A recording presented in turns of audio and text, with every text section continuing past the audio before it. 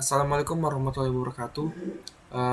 Perkenalkan, nama saya Henry Zadan Sapitra dengan NIM 2409116013 dari Universitas Muhammad Hormat, Fakultas Teknik, Program Studi Sistem Informasi. Nah, kali ini saya akan menjawab pertanyaan diskusi, yaitu sejauh mana kita mempercayai keputusan yang diambil AI.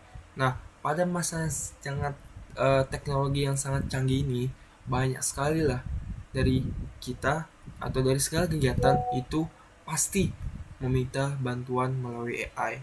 Nah, AI itu sendiri itu apa? AI itu sendiri itu adalah artificial intelligence, yaitu kecerdasan buatan, sebuah teknologi yang memungkinkan mesin atau komputer untuk berpikir dan bertindak selayaknya manusia.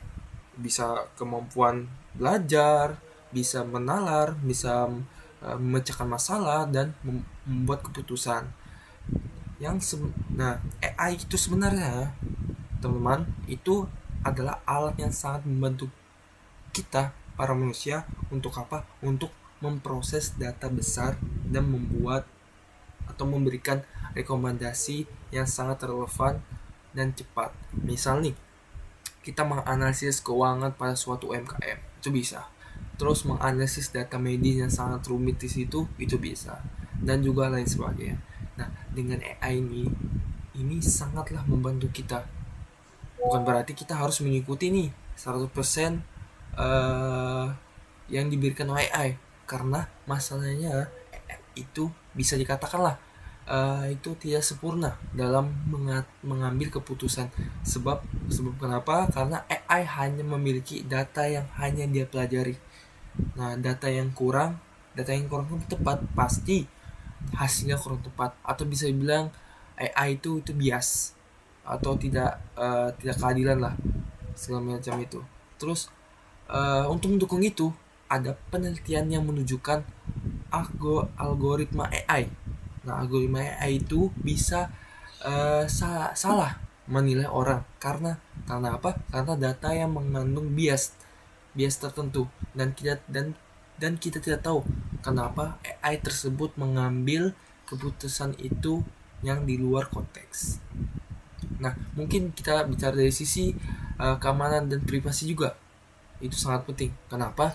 Kita itu tidak bisa percaya begitu saja dengan AI yang memproses data pribadi kita tanpa ada pengamanan yang jelas. Ya, pokoknya kita kasih data pribadi kita, tiba-tiba ada pemberitahuan, nggak ada pemberitahuan gitu pengamanannya seperti apa. Nah, kalau kita gunakan AI ini secara berlebihan, itu bisa menyebabkan kemampuan pikir kita yang awalnya berkritis, inovasi, dan bisa membuat keputusan sendiri itu akan semakin pudar karena berlebihan menggunakan AI itu sendiri. Nah, menurut saya, hasilnya saya yakini, atau menurut pendapat saya, AI itu bisa dipercaya, tetapi sebatas alat bantu saja, bukan sebagai jawaban atau keputusan yang valid untuk menentukan keputusan akhir. Sebagai kita sendiri, kita harus membreakdown, menilai dan mengkaji apakah keputusan yang dikasih AI itu sangat relevan dengan kondisi sekarang, dengan pemikiran kita sendiri, supaya apa?